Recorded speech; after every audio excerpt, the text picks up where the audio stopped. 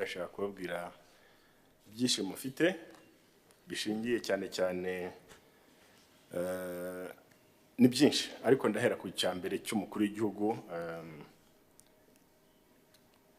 wampaye izi nshingano nkazimaramo imyaka 8 naramushimiye kandi nunda cyamushimira ni inshingano utakora urumwe zisaba abantu team abantu benshi ku buryo rero iyo myaka 8 tumaze mu nshingano mukuru w'igihugu yari yampaye nafashijwe namwe mwese muri hano ndagira ngo rero guhera nshimire equipe yacu hano muri primature kubera ko iyo mutaba ntabwo tuba twashoboye kugira icyo tugeraho akazi kacu na akazi ka coordination no guhuza inzego za guverinoma n'ibyo zikora ariko ikigamijwe ari kimwe n'amajyambere umukuru w'igihugu yifuza ko tugeraho amajyambere mu nzego zose mu burezi mu buhinzi mu bworozi muri infrastructure mu buzima igihugu cyacu kikaba aho kikageraho twifuza kugera aho umukuru w'igihugu yifuza kukigeza n'urugendo rurerure ndusaba imbaraga za twese no mu kanya umukuru w'igihugu yavuze ati muracyari bato mukore cyane nandi ndagira mbabwire ngo muracyari bato mureke dukore cyane dukomeze dukore u Rwanda rugeraho twifuza yanavuze ati wenda aho turi ubu ngubu iyo dukora cyane tuba twarahageze mu myaka yindi yashize natwe turabyemera rwose mureke dukore twihute kuko twasigaye inyuma kwisi reka ariko mvuga turacyafite urugendo rwo gukora no dushaka gutera imbere cyane nkaba rero mvuga ko zari inshingano nakoze mfatanyije namwe ntabwo PM ari individual ahubwo PM ni institution na ushobora nkunda uvuga ngo PMO no office irimo abantu twese turi hano as a team ariko no hejuru y'office iri hano hakaba na za ministeri inzego zo zikorana na leta kugira ngo dushobore kugera ku ntego ndagira ngo rero nshimire cyane kandi umukuru w'igihugu nanone kuba yagira ikizere Justin nawe urakomereza akazi muri gahunda umukuru w'igihugu yahaye muri NST2 niyo mpamvu ni handover mubonye iroroshye kwivuga ko hari gahunda umukuru w'igihugu yemerera abaturage muri imyaka 5 iri imbere niyo handover mu by'ukuri duhaye nyakubahwa minisitiri w'intebe kugira ngo ayikomerezeho dufashe umukuru w'igihugu kugera ku ntego kandi nongere mvugira nta rwese kuri minisitiri w'intebe abanyarwanda twese dusabwa gukorera igihugu cyacu aho uri hose waba umwana wa umusore wa umusaza dusaba gukorera igihugu cyacu gusa akazi ka minisitiri w'intebe ni uko ashinzwe coordination arabihuza ariko nagira byumvikane ko akazi nakacu twese aho turi no kugira ngo tugeze igihugu cyacu twifuza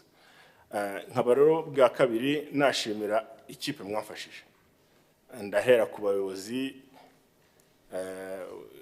banyu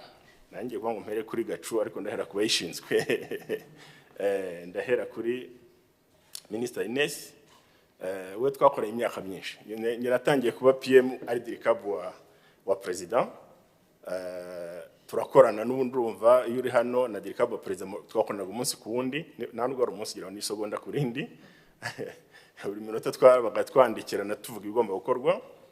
nyuma umukuru w'igihugu amwohereza gukorana no dukorana noneho buri kanya dufatanya gupanga gahunda z'akazi n'urugendo twari turimo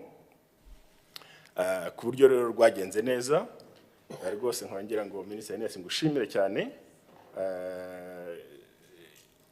yantizaga imbaraga ku buryo uyu munsi nabize mbonye nta message mbonye nibuka ko yandikiye wundi utari ngiye ubwo ngubwo so yantizaga imbaraga yakoze akazi keza cyane ndashimira kandi Dirikabu Elias n'abamubanjije twakoranye bakiri mu kazi ka leta nawe umfasha hafi ndetse na PS Michel hanyuma guhera ngashimira team zacu uko ari ebyiri nzitabye uko ari cyo twita content team igizwe na Gacu na advisors na team ya corporate yagiye nyibutsa ibintu byinshi ibyo twagiye dukora bone tubana umunsi ku wundi ariko bari ni nko kutarya nta muntu watetse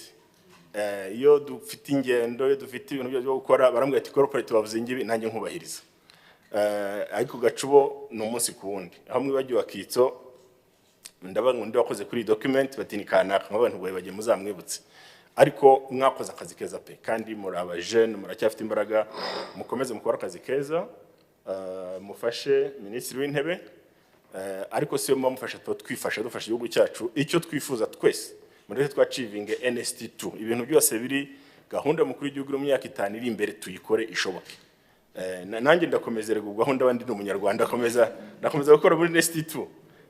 So ndagira ngo ikintu cyitwa kwa achieving ibyo twiyemeje tubikore neza bibe ari qualité imibare bihuye kandi dukora ibintu biri quantifiable gushyira amaro kumva kuko imibare irabarika. Ibintu bitari imibare bitabarika biragorana kubivuga ariko bibaze neza imibare umva bisobanutse. Ndagira ngo nshimire rwose mwese abantu ba Primature nanjye kuvuga muri abana beza muri abadamu n'abasore beza murashoboye mufite imbaraga dukomeze tuzikoreshe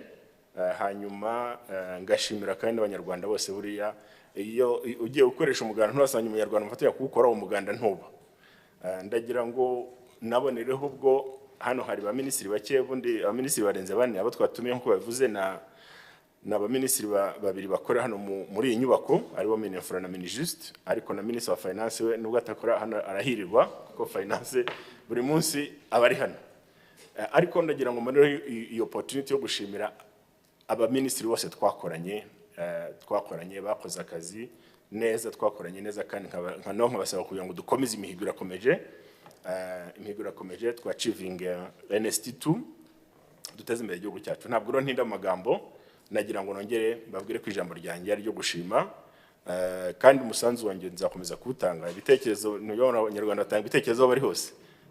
So turakumureke dukomeze tanga ibitekerezo dukora inshingano zacu